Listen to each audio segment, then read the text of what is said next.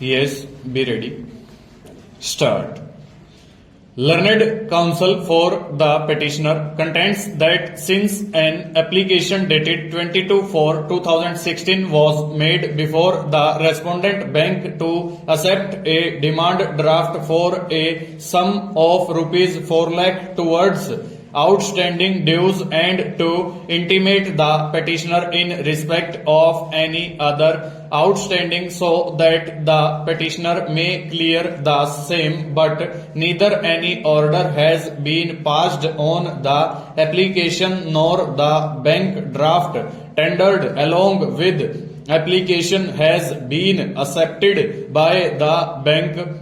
It is further submitted that in view of section 13 bracket 8 of the Act, since the entire outstanding dues have been tendered to the respondent bank, the secured asset is not liable to be sold or transferred and no further step is liable to be taken by the bank in respect of the secured asset. The thrust of the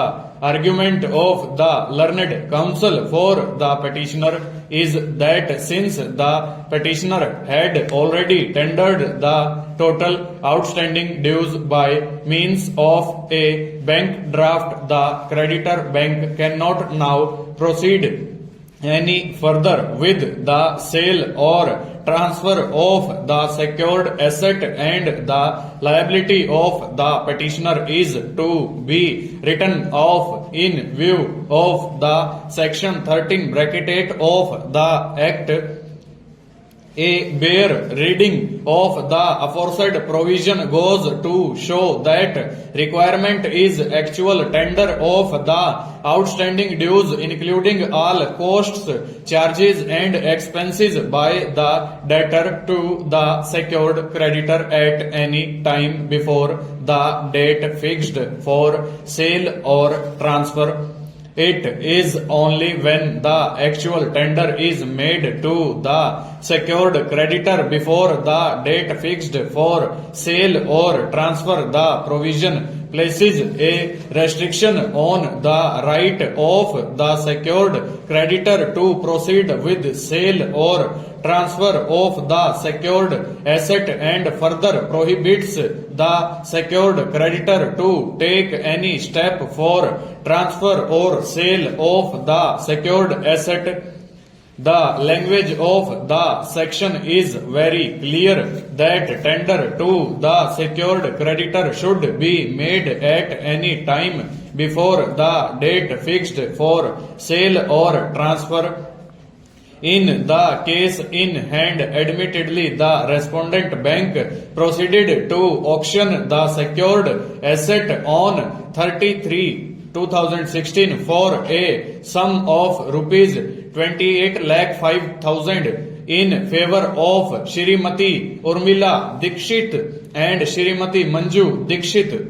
The bid offered by the auction purchaser was confirmed by the respondent bank.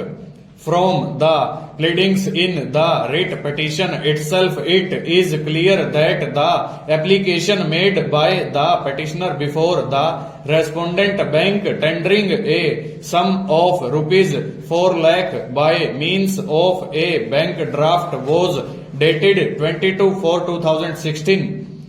Admittedly, the application was made much after the auction took place on 30/3/2016. It is also pertinent to note that petitioner borrower in his application dated 22/4/2016 has referred the bank draft to be dated 13/4/2016, but photocopy of the same filed as Annexure 8 to the writ petition goes to show that it is dated 30th April 2016, which in itself sufficient to indicate that though the application is dated 22/4/2016, but it was submitted to the bank on or after 30/4/2016 when the bank draft was got prepared. Full stop. Over.